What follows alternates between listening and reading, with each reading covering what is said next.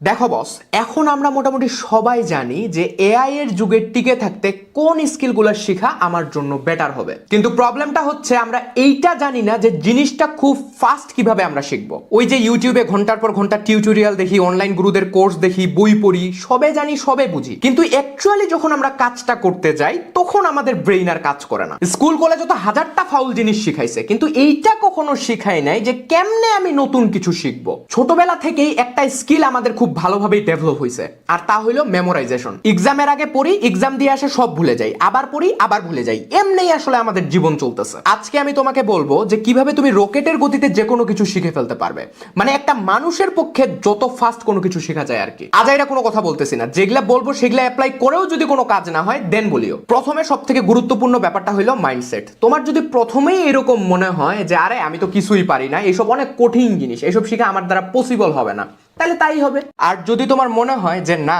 আমি proper discipline and